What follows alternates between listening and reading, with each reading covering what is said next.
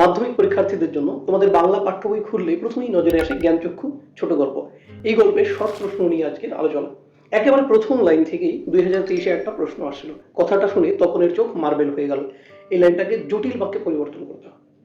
Short প্রশ্ন নিয়ে আলোচনা করতে গেলে প্রথমেই যে লাইনটা চোখে পড়ে, এ বিষয়ে সন্দেহ ছিল তপনের। কোন বিষয়ে? তাহলে বলতে হবে লেখকরা যে তপনের ছোট মামা, মেজ কাকু আর বাবার মতো মানুষ, এই বিষয়ে সন্দেহ ছিল তপনের। তারপরে যে লাইনটা, এদেশের কিছু হবে না, এই লাইনটার বক্তা হচ্ছে ছোট মেশো। এরপরেই ছোট মেশো কোন কাজ করতেন? তিনি কলেজের প্রফেসর ছিলেন আর সঙ্গে সঙ্গে লেখালেখিও করতেন। তারপরে একটা লাইন রয়েছে, রত্নের মূল্য জহুরির কাছে। এই লাইনটা থেকে গতবার প্রশ্ন আসছিল, অর্থাৎ 2023-এ, যে লাইনটার তাৎপর্য কি বা এই লাইনটার অর্থ কি। পৃষ্ঠার শেষে একটা পত্রিকার নাম পাওয়া যায়, সেটার নাম কি? নামটা হচ্ছে সন্ধ্যাতার। মনে রাখতে হবে যে এই পত্রিকায় তপনের গল্প ছাপা হয়েছিল। এটা চোখে পড়ে যে এই সমস্ত মাল মশলা নিয়ে বসে। কোন মাল মশলার কথা বলা হয়েছে?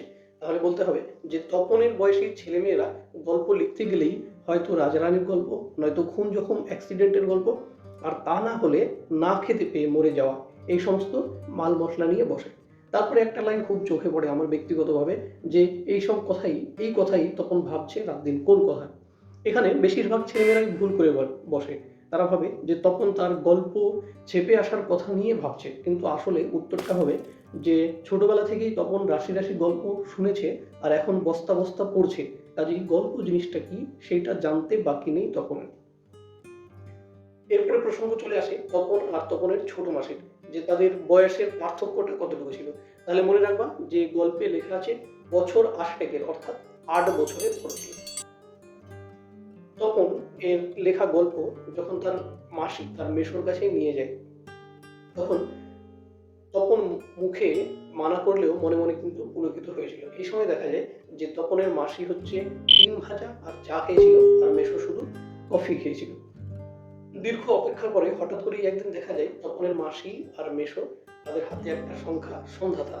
আর এই সন্ধ্যাতা পত্রিকা দেখে তপনের বুকের রক্ত ছলকে উঠেছিল। এরপরে সূচিপত্রের নামও রয়েছে। এখান থেকে শর্ট প্রশ্ন হতে পারে যে সূচিপত্রে কি কি নাম রয়েছে। তাহলে প্রথম দিন শ্রী তপন কুমার রায়, এই দুটো নাম রয়েছে। এখানে একটা খুব ইন্টারেস্টিং প্রশ্ন আছে যে তপন যে প্রথম লেখাটা লিখেছিল সেটা কোন ধরনের লেখা ছিল। তাহলে তোমরা একটু মনে করে রাখবে যে সেটা ছিল গল্প। কি নাম হয়েছিল? কবি, সাহিত্যিক, কথাশিল্পী। এরপরে একটা খুব সুন্দর লাইন আমার চোখে পড়ে, যে বাবা তো পেটে পেটে এত, এই লাইনটার বক্তা নেই। এই লাইনটার বক্তা ছিল তপনের মা। এই পৃষ্ঠার শেষের দিকে গেলে পরে আরেকটা লাইন চোখে পড়ে, তার চেয়ে দুঃখের কিছু নেই, তার থেকে অপমানের কিছু নেই। এখান থেকে প্রশ্ন হতে পারে কিসের থেকে। তাহলে বলতে হবে যে নিজের লেখা গল্প পড়তে বসে অন্যের লাইন পড়ার থেকে দুঃখের কিছু নেই, অপমানের কিছু নেই।